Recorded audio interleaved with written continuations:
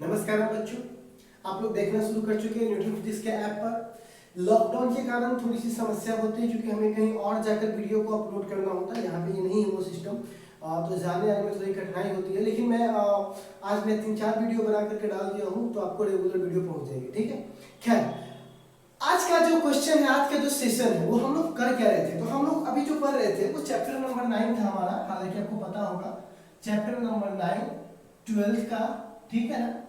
और फिजिक्स पढ़ रहे थे, ठीक है ना। केमिस्ट्री पढ़ने में चले जाना, मैथ पढ़ने में चले जाना, ठीक है ना। ये फिजिक्स पढ़ रहे हैं, 12th का फिजिक्स। इसका नाम था ऑप्टिक्स, ठीक है। क्या नाम था बउआ? ऑप्टिक्स, ठीक है। अब इस ऑप्टिक्स में हम लोग बहुत सारी चीजों को पढ़े थे। तो एक टॉपिक था रिफ्लेक्शन, एक टॉपिक क्या था? रिफ्लेक्शन, और दूसरा था रिफ्रैक्शन। सेकंड टॉपिक क्या था बच्चों? रिफ्रैक्शन। तो हम लोग रिफ्लेक्शन ऑलरेडी पढ़ चुके थे। आज क्या पढ़ रहे थे? रिफ्रैक्शन। रिफ्रैक्शन में आपको पता है कि स्नेल्स लॉ क्या होता है। तो स्नेल्स लॉ बराबर लिखा चुके थे μ2 बट्टा μ1 बराबर sin i बट्टे sin r। याद है स्नेल्स लॉ में? तो मतलब कितने तरह से पढ़े होंगे यार, ठीक है। अब देखिए μ2 मतलब कि 1 से लाइट कहाँ जा रहा है? 2 में। 1 मीडियम से कहाँ जा रहा है? सेकेंड मीडियम में। इंसिडेंट को आई, रिफ्लेक्शन को क्या बोलते हैं? आर। तो आज हम लोग कौन से टॉपिक पे बात करना चाहते हैं? फिजिक्स को अगर समझना है ना बाबू, तो इस कुदरत से अच्छा एग्जाम्पल कुछ नहीं हो सकता है। ये जो हमारा नेचर है, ये पूरे फिजिक्स को एग्जैक्टली में समेटे रखा हुआ है, ठीक है। तो आप फिजिक्स को जो पढ़ रहे हो उस नेचर को समझिए। आप लोग एक बड़ा कविता सुनते होंगे, मछली जल की रानी है, जीवन उसका पानी है, हाथ लगाओ डर जाएगी, बाहर निकालो मर जाएगी। अब इसके आगे की कविता अभी बैक बेंचर्स ने क्या किया था? बना लिया था। वो अपनी अपनी कविता सेट कर लो अपने हिसाब से, ठीक है। खैर अभी हम लोग आते हैं मुद्दे पे। तो अभी हमारा मुद्दा एग्जैक्टली में क्या है? तो हमारा मुद्दा है कि उस टॉपिक को समझना कैसे। ध्यान से मेरी बात को सुनना। हमने कहा था कि अगर मान लो कि हम किसी ग्लास में, जो कि ये ग्लास है, ध्यान से देखिएगा, अगर मैं इस ग्लास में सिक्का डालता हूँ तो ये सिक्का अपने वास्तविक ऊंचाई से थोड़ा सा क्या दिखता है? ऊपर दिखता है, ठीक है। अब हमारे कहने का मतलब है कि अगर ये पानी था तो ऐसा दिखा है। अगर मैं इस सिक्के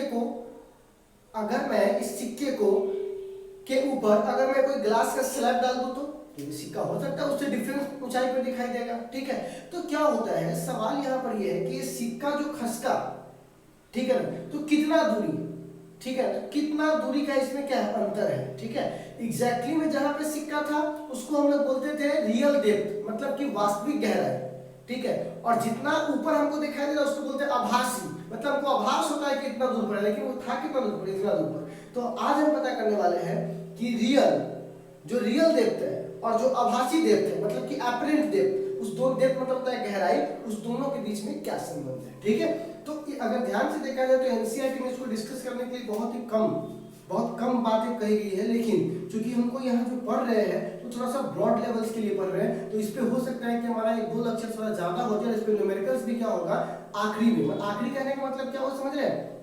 जब मैं इस पे 3 लेक्चर होने वाले, 3 से 4 लेक्चर, तो जब मैं 3 से 4 लेक्चर खत्म कर लूंगा तब इस पूरे कॉन्सेप्ट पर एक साथ न्यूमेरिकल बनाऊंगा, ठीक है ना। समझ में आ रहा है? तो चलिए हम लोग अभी आते हैं टॉपिक पे। यहाँ हम लोग पढ़ने वाले हैं इमेज फॉर्मेशन। क्या पढ़ने वाले हैं बच्चों आज? Image formation due to refraction. देखिए हम हमेशा से बोले हैं कि पढ़ाई के कंटेंट पे ध्यान दीजिए, ठीक है ना।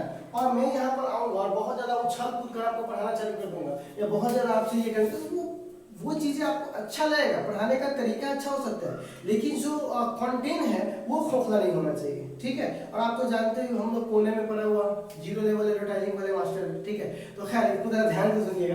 तो हम लोग बात कर रहे थे इमेज फॉर्मेशन का। हर शब्द को ध्यान से सुनिएगा, न्यूमेरिकल में नहीं फंसोगे, ठीक है। मैं क्या कर रहा हूं कि image formation due to refraction. पहली बात, रिफ्रैक्शन क्यों होता है? क्योंकि आप मीडियम चेंज करते हो। कंटेंट को ध्यान से सीखना। रिफ्रैक्शन क्यों होता है? क्योंकि ऊपर कुछ मीडियम होता है और जहां लाइट जाता है वहां का मीडियम क्या हो जाता है? चेंज हो जाता है, ठीक है। तो थोड़ा ध्यान से यहाँ सुन रहे हैं। यहाँ पर एक मीडियम है, ठीक है, जिसको बोलते हैं मीडियम 1, ठीक है, और इसको बोलते हैं मीडियम 2। एकदम ध्यान से। अब हो सकता है ऊपर हवा हो नीचे पानी हो, ये भी हो सकता है ऊपर हवा हो नीचे ग्लास हो, ये भी हो सकता है ऊपर पानी हो नीचे ग्लास हो, कोई भी पॉसिबिलिटी हो सकती है। ठीक है, हम इसको मानते हैं म्यू, म्यू1 और इसके मीडियम को मानते हैं म्यू2। ठीक है, मेरी बात को जरा ध्यान से सुनिएगा। ठीक है, जो ऑब्जेक्ट है क्या है वो ऑब्जेक्ट, इसको हम लोग मानते हैं रेरर मीडियम। कौन सा मीडियम? रेरर। और आप अच्छे से जानते होंगे कि रेरर मीडियम का क्या मतलब होता है। रेरर मीडियम का मतलब होता है जहां लाइट की स्पीड ज्यादा हो। ठीक है, कुछ इससे पॉसिबिलिटी पड़ेगी, और इसको बोलते हैं डेंसर मीडियम। तो इसका क्या मतलब हुआ बच्चों? जहां लाइट की स्पीड कम हो। ठीक है, जहां लाइट की स्पीड ज्यादा हो उसको बोलते हैं रेरर मीडियम, जहां लाइट की स्पीड कम हो उसको क्या बोलते हैं? Denser medium. इससे हमको क्या फायदा मिलेगा? फायदा मिलेगा, हम एक बार ऑब्जेक्ट को यहां रख रहे हैं। आप कहिएगा सर आप ऑब्जेक्ट को डेंसर मीडियम में क्यों रखे हैं, रेरर में क्यों नहीं रख सकते? रखेंगे, एक पॉसिबिलिटी ये भी करेंगे, लेकिन कब? इस टॉपिक के बाद। अभी हम लोग कहां देख रहे हैं? ऑब्जेक्ट कहां प्लेस है? डेंसर में। अगर आपकी इच्छा होगी तो हम ऑब्जेक्ट को कहां रखेंगे? रेरर में। दोनों रख के चेक करेंगे। ठीक है ना, तो सबसे पहले ऑब्जेक्ट कहां रखे? डेंसर में। ठीक है ना, तो एक बात बताइए, जो ऑब्जेक्ट की जो हाइट है, ठीक है ना, यहाँ पर ध्यान से देखिएगा, ऑब्जेक्ट की जो हाइट है उस हाइट को हम लोग बोलते हैं h, यानी यहाँ देखिएगा इसको हम लोग बोलते हैं रियल डेप्थ। क्या बोलते हैं? Real depth. आरडी, आरडी का मतलब क्या हुआ?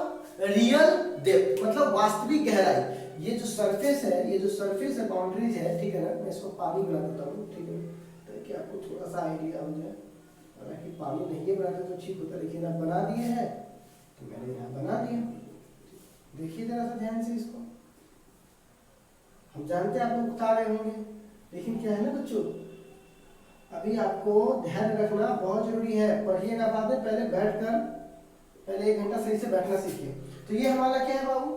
आरडी, मतलब रियल डेप्थ। ठीक है, अब क्या हुआ जरा ध्यान से देखिएगा, इस पॉइंट को हम ए मान लेते हैं। क्या मान लेते हैं? ए।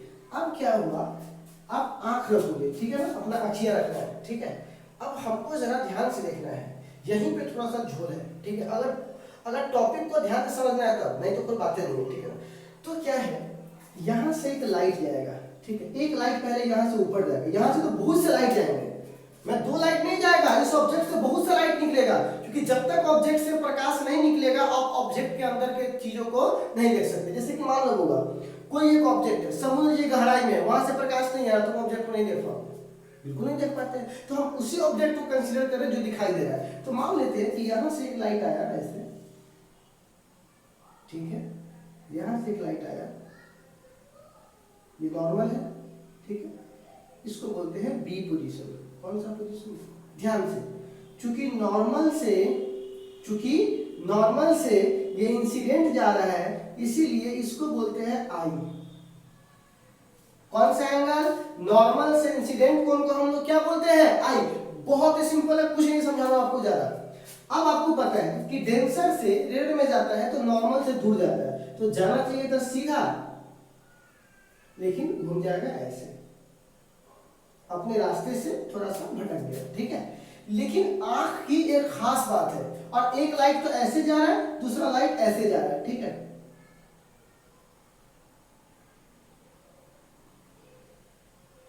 आंख की एक खास बात है।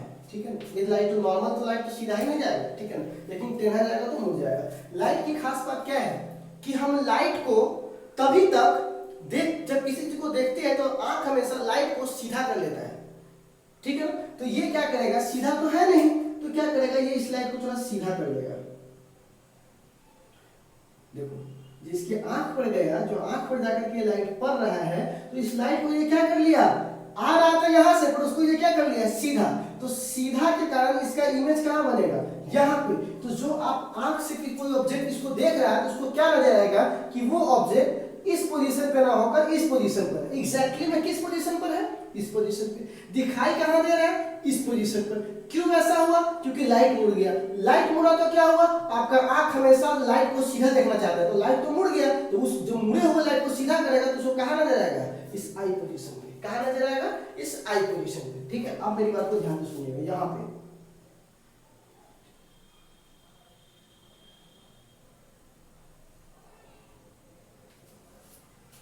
हमको यहाँ पे कुछ बात आपको समझाना है, जरा ध्यान से सुनिए। इमेज यहाँ दिखाई दिया, ठीक है, तो इस हाइट को क्या बोलेंगे? एडी। एडी मतलब क्या? एपरेंट। एपरेंट मतलब आभासी। डी मतलब डेप्थ। है रियल में कितना? रियल डेप्थ यहां से लेकर यहां तक है, लेकिन आपको आभास कितना हो रहा है? इतना। इसीलिए सिक्का उठा हुआ नजर आता है। और जब हम पानी में पैर रखते हैं तो थोड़ा संभल के रखते हैं। क्यों? क्योंकि ऐसे करने पर क्या होता है, नीचे जो पत्थर होता है वो थोड़ा ऊंचा दिखाई देता है, लेकिन जब पैर रखते हैं तो पैर कहां चला जाता है? नीचे। तो खैर हम और इसकी समस्या में बात करेंगे। तो ये पूरा डेप्थ आरडी है।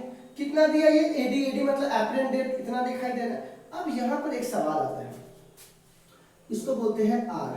क्योंकि परावर्तन अपवर्तन कोण को क्या बोलते हैं? आई। सॉरी, परावर्तन कोण को क्या, आपतन कोण को आई, मतलब इंसिडेंट को आई, और यहां से लेकर के नॉर्मल तक को आर। इसमें कोई दिक्कत तो नहीं है आपको? बिल्कुल नहीं है सर। इसी बात को आप यहाँ पे लिख दीजिए, ठीक है। तो हम लेट बी कंसीडर कुछ लिखवाएंगे, लेकिन पहले मैं थोड़ा सा आपसे कुछ बात करूंगा। बात ये करूँ, ये तो आपने समझा दिया, पर निकालना क्या है? निकालना क्या समझाता हूं। निकालना है रिलेशन किसके बीच में? रियल डेप्थ और एपरेंट डेप्थ के बीच में रिलेशन निकालना है कि रियल डेप्थ और एपरेंट डेप्थ के बीच में क्या रिलेशन है। तो चलिए इसके लिए थोड़ा ट्रिगोनोमेट्री का सहारा लेंगे। हमें क्या निकालना है? रिलेशन। यहां लिख देंगे, ठीक है। काइन मास्टर आ रहा होगा यहाँ पे, लेकिन मैं बोल देता हूं, relation between real depth and apparent depth. आपको सोचने की जरूरत नहीं, क्योंकि ऑलरेडी लिखा हुआ आपके पीडीएफ में, आपके टेलीग्राम चैनल पर न्यूटन से लिख के आ चुका है, ठीक है, वहां से ले लीजिए, ठीक है। अब मैं आपसे कुछ कहना चाहता हूं, जरा ध्यान दीजिएगा। ये आई है तो ये भी आई होगा, बता सकता है कैसे? ध्यान से देखिए। तो अगर ये आई है तो ध्यान से देखिएगा, अगर ये आई है तो ये भी क्या होगा? है ना, एक आई के तौर से। अब देखिए यहां से ये आर है तो यही बनाना यहाँ है, तो ये भी क्या हो जाएगा? आर। ट्रिगोनोमेट्री फॉर्मूला आप जानते होंगे, ये वाली बात भी वही है। ये रेखा सीधा है, एक लाइन ऐसे काटा है, एक लाइन ये काटा है, अगर ये आर है ये भी क्या हो जाएगा? आर। ठीक है, एकदम सिंपल सा बात है। तो एक बात बताइए, इससे ये आई हो गया, इससे ये आर हो गया, ठीक है। अब मैं यहाँ पर कुछ आपसे कहना चाहता हूँ। क्या कहना चाहता हूँ देखिएगा। फ्रॉम स्नेल्स लॉ, क्योंकि रिफ्रैक्शन है तो एक ही तो लॉ है हमारे पास, स्नेल्स लॉ। तो हम सब जानते हैं साइन आई बट्टा साइन आर बराबर, जिसमें जा रहा है तो किस माध्यम में जा रहा है? वन में। किससे जा रहा है? म्यू से। स्नेल्स तो ये कहता है जिसमें जा रहा है और जिससे जा रहा है, तो किस में जा रहा है? वन से। किससे जा रहा है? टू से। तो साइन आई बट्टा साइन आर बराबर क्या हो जाएगा? म्यू वन बट्टा म्यू टू। क्लियर है? अब हमारे से आप एक सवाल पूछेंगे, ठीक है ना, sir sine i sine r बराबर म्यू वन बट्टा म्यू टू हो गया, ठीक है। एक बात बताइए, if angle is very small, और आप ऐसा क्यों कह रहे हैं? अब यहाँ पे थोड़ी सी आपकी कॉन्सेप्ट की जरूरत है। मास्टर चाहे तो आपको यहाँ से बेवकूफ बना के भगा सकता है, लेकिन अगर कुछ टिके हुए लोग होंगे तो वो पूछेंगे, और अगर मैं नहीं बताऊंगा तो आप वैसे क्या आईटी के सवाल हमसे पूछोगे, फंसोगे। तो जो सवाल मैं आपको देता हूँ, ठीक है, तो उससे पहले ही समझा लेते हैं। सर, आंख को देखने के लिए किसी भी ऑब्जेक्ट को कम से कम दो हमारे पास क्या चाहिए? लाइट चाहिए। आपने ये जो आंख बनाया है वहां पे तो एक ही लाइट जा रहा है, फिर इस लाइट का क्या मतलब? ये तो आंख में जा ही नहीं रहा है। ध्यान से सुनना, ये एग्जैक्टली में क्या है कि जब हम किसी पानी में ऐसे देखते हैं, ठीक है, तो एक लाइट हमारे सीधे आंख पर आता है और दूसरा ऐसे आकर हमारी आंख पर आता है, ठीक है। इस दोनों के बीच में इतना कम गैप होता है कि वो दोनों लाइट हमारे आंख पे जाता है। एक सीधा, क्योंकि देखो हम अपने आई को कहाँ रखे हैं? आई को नॉर्मल रखे हैं। कैसे रखे हैं? नॉर्मल। ये ऑब्जेक्टिव है, ऑब्जेक्टिव या साथ में क्वेश्चन को समझने में दिक्कत होगा, तो यहाँ पे समझिएगा। अगर आपसे बोलेगा if I place normal to the object line, अगर नॉर्मल लाइन पे, तो हमारा ये आंख कहाँ पे प्लेस है? नॉर्मल लाइन पे। और ये जो है ना वो बहुत बड़ा नहीं है, मैं जानबूझकर उसको इतना खस कर दूं ताकि आपको आई और आर क्लियर दिखाई दे। ये इतना हमारा जो आंख डालते हैं पानी में तो दो लाइट आता है, इतना शॉर्ट कर आता है, इतना करीब से आता है कि आपको डिफरेंस नहीं पता चलेगा। तो अगर या तो दो काम करो, या तो इसको इतना बड़ा मत बनाओ, इसको हल्का से बनाकर हल्का से टुकड़ा के आंख में डाल दो, या तो आंख को बहुत बड़ा बनाओ, ठीक है। इतना बड़ा आंख, ठीक है,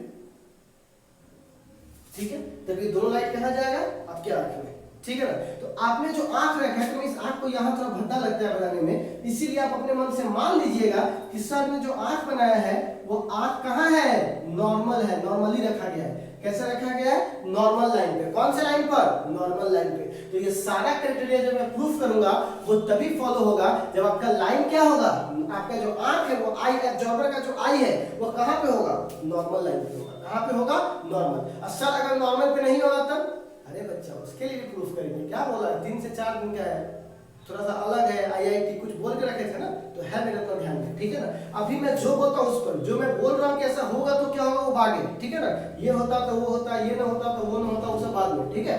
अभी मैं बोल रहा हूँ कि जो आंख है वो यहाँ पर है, ठीक है ना। तो ये जो लाइट है वो मैं बहुत जानबूझ के दूर दिखा ताकि आपको ये सब चीज समझ में आए। है क्या, बहुत पास। तो जब बहुत पास है तो एंगल क्या होगा, वेरी वेरी स्मॉल। आंख डाल के चेक करो, एक यहाँ और एक बहुत हल्का सा, आराम से। आंख के बीच कितना तो डिफरेंस है, ठीक है।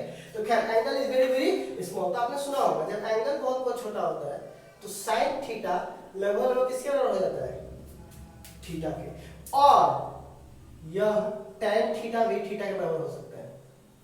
साइन थीटा लगभग थीटा के बराबर, tan थीटा भी किसके बराबर, थीटा के बराबर।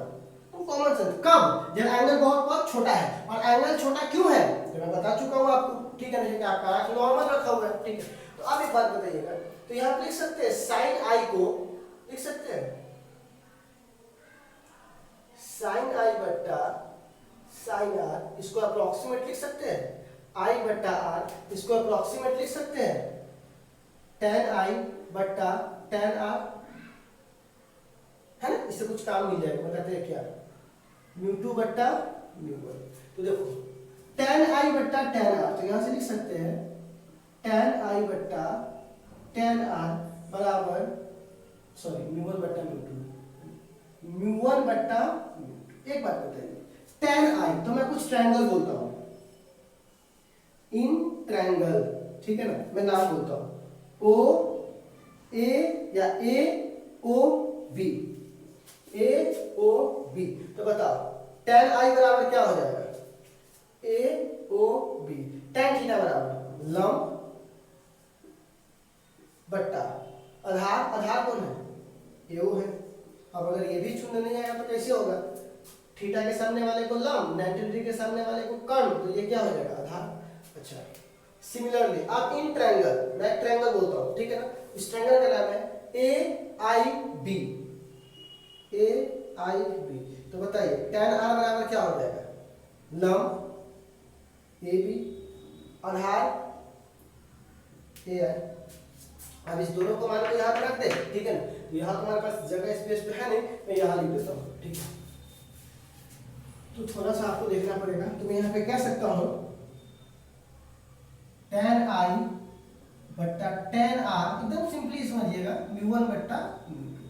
tan आई का मान कितना है बच्चों, ए बी बट्टा ए ओ, ठीक है।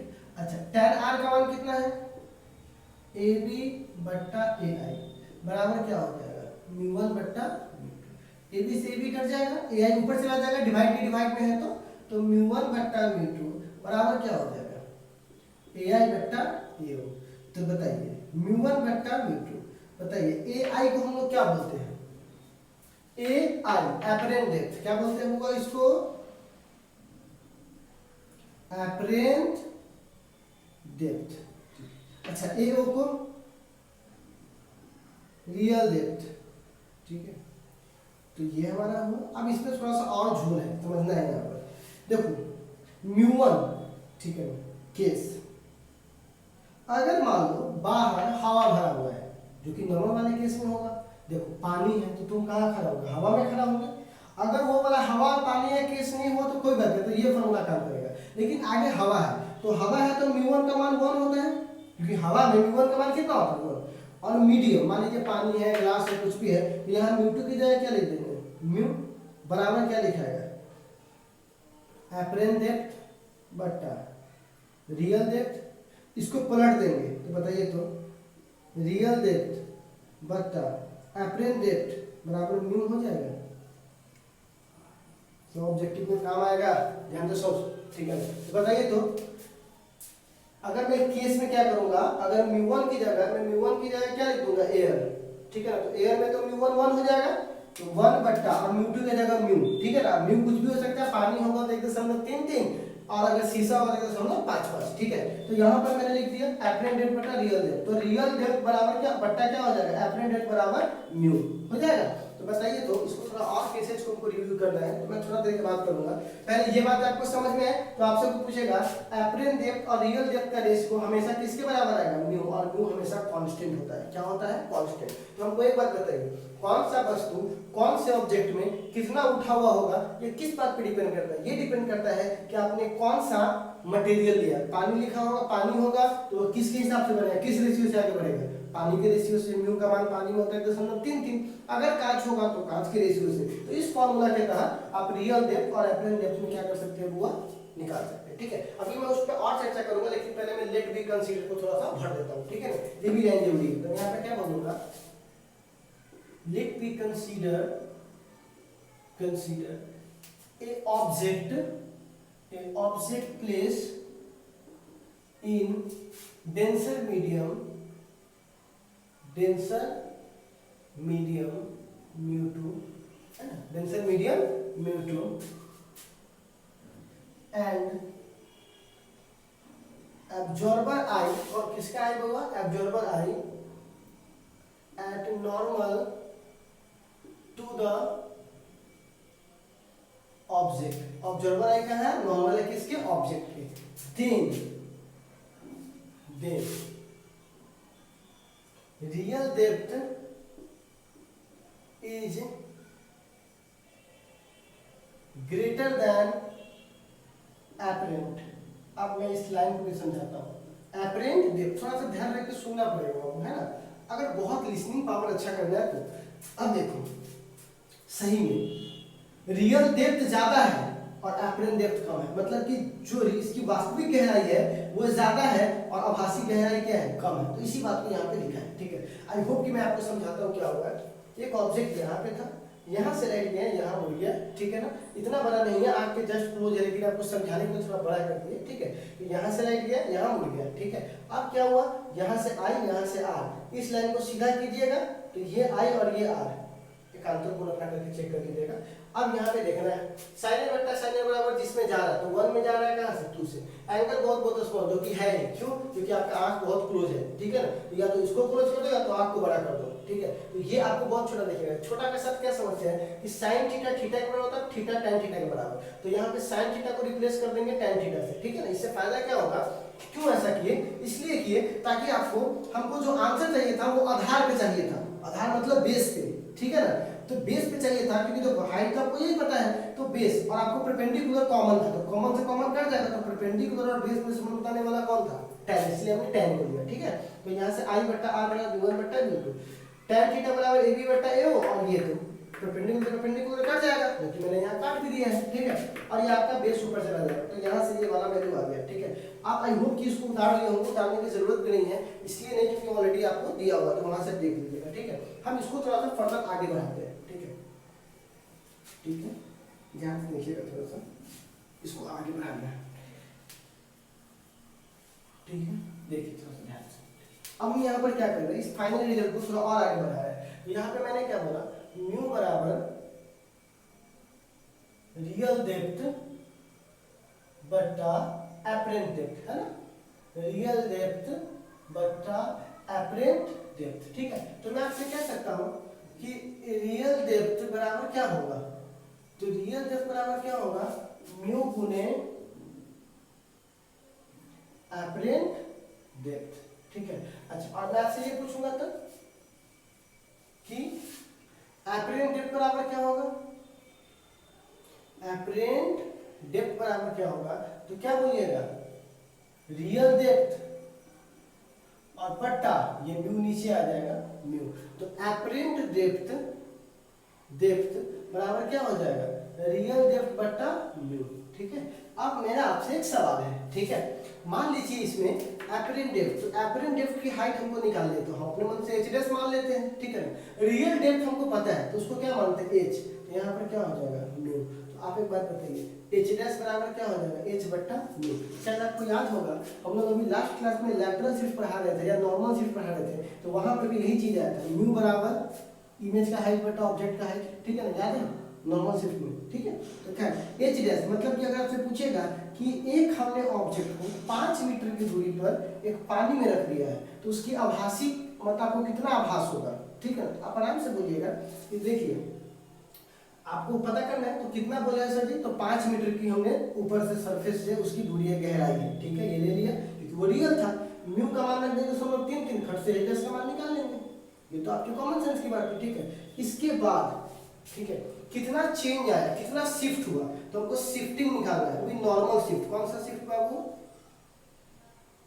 Normal shift. तो आपने ध्यान दिया होगा इस पिक्चर में, पिक्चर को देखिएगा, इसमें मैंने क्या बोला था कि ऑब्जेक्ट यहाँ था और इमेज यहाँ था ना।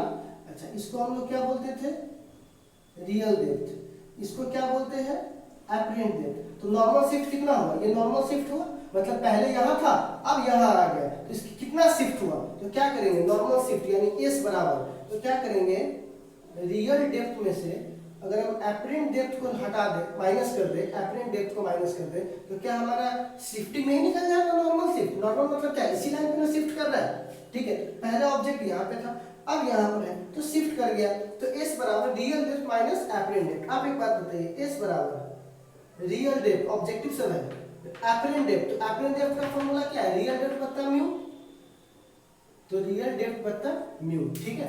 तो अब देखिएगा, तो एस बराबर रियल डेप्थ बाहर चला जाएगा, कॉमन ले लेंगे तो 1 - 1 बट्टा म्यू हो जाएगा। और अगर आपको मान लीजिए कि अगर इस रिलेशन में रियल डेप्थ को h मानते हो, क्योंकि हमने यहाँ h मान के काम किया है, तो s बराबर क्या हो जाएगा, h 1 - 1 बट्टा म्यू, ऑब्जेक्टिव सब है। अच्छा या इसको ऐसे लिख सकते हैं h म्यू - 1 बट्टा म्यू, ठीक है।